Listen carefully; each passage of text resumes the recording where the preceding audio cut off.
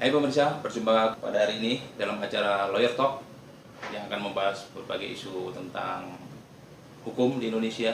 Dan kali ini kita akan membicarakan tentang persekusi yang sedang hangat di masyarakat.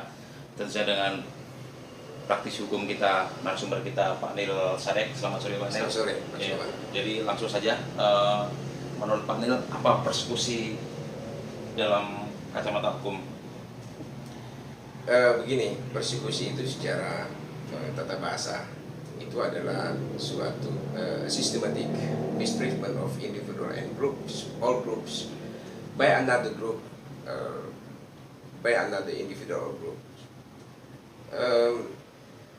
Kalau berdasarkan hukum yang berlaku di Indonesia, persekusi itu tidak ada yang mengatur, tidak ada ketentuan yang mengatur, kecuali hanya di Undang-Undang Nomor 26 Tahun 2000 itu tentang pengadilan hak asasi manusia.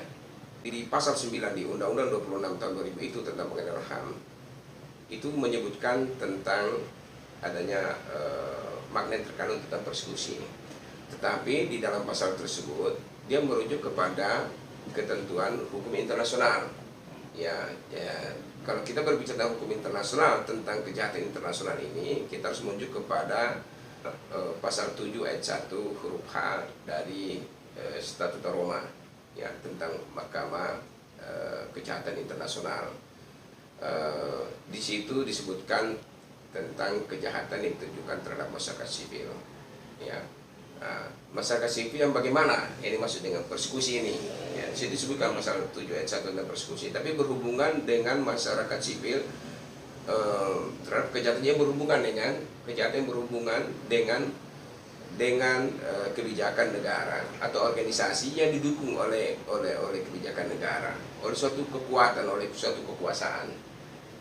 Jadi kalau di masyarakat ini ada satu kelompok masyarakat menangkap satu kelompok masyarakat lain yang dianggap berbeda dengan mereka, menyebarkan nama baik atau dia berbeda keyakinan atau melecehkan segala macam itu bisa disebut persekusi atau? Oh, tidak, itu salah kaprah kalau menurut saya.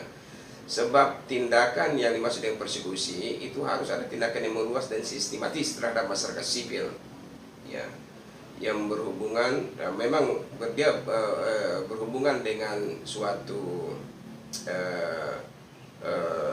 dia harus berhubungan dengan suatu kekuatan, suatu kekuasaan negara, ya.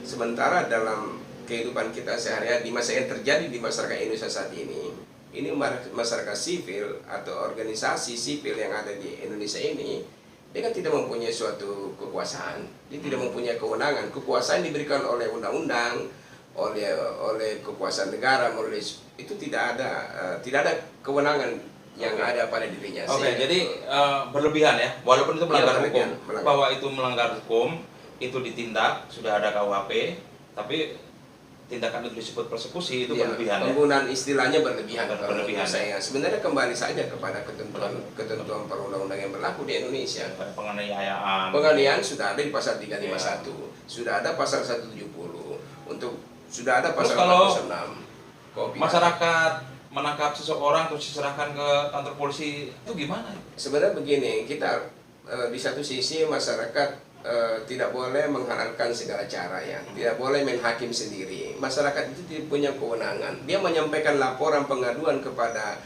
kepolisian, itu hak, ya, hak dia menyampaikan, ya, dan sebaiknya menyampaikan, ya, bukan diharuskan, karena sifat hukum itu adalah mendidik, menganjurkan, dan juga memaksa. Sifat hukum di Indonesia. Jadi masyarakat itu harus menyampaikan, ya, menyampaikan kepada pihak keamanan. Dan sebenarnya masalah tindak pidana yang seperti penganiayaan pasal 351, kemudian 170, ini kan bukan termasuk dalam kelas delikten atau delik aduan. Itu tanpa ada pengaduan pun polisi bisa melakukan suatu tindakan sebenarnya. Tetapi ini kan kita personel polisi tidak berbanding sebanding dengan masyarakat, dengan luasnya Indonesia ini. Jadi, maksudnya dalam konteks persekusi tadi, jadi kalau misalnya kelompok masyarakat itu menangkap seseorang yang dianggap meresahkan segala macam dan diserahkan ke itu, dibenarkan atau tidak? Itu tidak boleh. Yang bisa melakukan tindakan pemaksaan untuk membawa seseorang dari satu tempat ke tempat lain hanya aparat keamanan saja, yaitu dalam hal ini kepolisian yang mempunyai kewenangan. Warga tidak punya kewenangan untuk membawa seseorang di suatu tempat ke tempat lain. Apalagi orang itu dalam keadaan terpaksa. Sebaiknya dia menyampaikan laporan atau pengaduan kepada pihak kepolisian. Nanti kepolisianlah yang akan melakukan suatu tindakan. Karena itu merupakan suatu tindakan hukum membawa. Dan kalau dia tidak tahu, tapi kalau misalnya ada kasus seseorang ditangkap oleh sekelompok masyarakat atau ormas gitu, terus dibawa ke polisi, terus polisi menerima, itu sebenarnya tidak boleh juga ya? Polisi nggak boleh sewenang-wenang langsung menerima dan ditahan gitu ya? Kalau sudah terlanjur dari kepolisian, ya kepolisian tidak bisa menolak untuk melakukan pemeriksaan, tapi dalam rangka klarifikasi terlebih dahulu. Kita Bapak Tito Karnavian Kapolri kita kan sudah ada perkap yang terbaru bahwa semua proses yang disampaikan harus melalui proses klarifikasi terlebih dahulu. Setelah itu masih ditentukan apakah nilai ditingkatkan menjadi proses penyidikan atau dia di SP3 atau tidak dilanjutkan dalam hal ini. Ya kalau SP3 nanti setelah penyidikan baru SP3, tapi tidak semua perkara harus ditingkatkan ke tahap penyidikan. Tergantung proses di awalnya. Ya, karena polisi tidak bisa juga menolak orang yang menyampaikan laporan. Semuanya begitu. Sama, lawyer juga tidak bisa menolak orang yang minta bantuan. Hakim juga tidak bisa menolak untuk mengadili suatu perkara. Kita masing-masing punya kewenangan. Jadi yang kita himbau di sini masyarakat, tolong kalau terjadi suatu mengetahui adanya suatu dugaan tindak pidana, sampaikan saja laporan pengaduan. Beritahukan, bisa melalui SMS, telepon, sekarang sudah bisa, semua bisa dilakukan. Jangan melakukan tindakan yang main hakim sendiri, karena tindakan main hakim sendiri atau ikan rating itu adalah suatu perbuatan yang melanggar undang-undang juga. Jangan melakukan suatu tindakan yang bertujuan untuk yang baik dengan melakukan perbuatan menghukum atau melanggar undang-undang, itu tidak boleh. Tidak boleh kita menghalalkan segala cara. Semua ada aturan mainnya karena kita adalah negara hukum. 2 bulan terakhir ini baru ada muncul persekusi dan banyak peristiwa di Indonesia gitu. Nah ini kita khawatir tentunya masyarakat beberapa daerah akan menghadapi pilkada, kemudian pilpres tahun 2019. Nah apa yang mesti dilakukan menurut Pak Mir oleh masyarakat dan pihak berwenang sendiri? Yang pertama, yang jelas kita harus mendukung aparat penegak hukum untuk melakukan law enforcement, ya. Karena law enforcement atau proses penegakan hukum ini adalah bagian dari pilar dari demokrasi. Ya. Demokrasi ini tidak akan tegak tanpa adanya proses penegakan hukum. Jadi kita sangat mendukung pihak Polri untuk melakukan penegakan hukum yang proporsional, yang profesional, ya. Tidak ada diskriminasi terhadap satu golongan apapun, agama apapun, bangsa apapun, kulit apapun, ya. Karena itu bagian dari suatu penghargaan hak asasi manusia dan juga terhadap demokrasi kita. Jadi kalau tadi ditanya tentang bagaimana menghadapi ini tentang isu persekusi ini, yang jelas tentang masalah persekusi, polisi di sini harus bijaksana dalam melakukan laporan atau pengaduan tentang masalah persekusi itu. Ya, harus dipilah-pilih tentang masalah apa yang dilaporkan. Kalau berkenaan dengan masalah pasal 28 tentang Undang-Undang ITE atau pasal-pasal lainnya berkenaan dengan pencemaran nama baik atau individu tertentu atau golongan tertentu, semuanya kan ada saluran pasal-pasalnya tersendiri itu. Nah, pasal-pasal Undang-Undang ITE dan KUHP pidana itu yang ditegakkan. Gitu. Dan itu tidak ada istilah di dalam pasal-pasal itu yang berkenaan dengan masalah persekusi. Ya. Tidak ada. Jadi jangan sampai ini menjadi kabur, sebab memang di pengertian persekusi di dalam undang-undang pengadilan HAM pasal 9 itu memang disebutkan adanya tentang kepentingan politik di situ. Bukan hanya suku, ras, agama, kepentingan politik, tapi hal ini berbeda. Ya, hal itu digunakan untuk kejahatan internasional.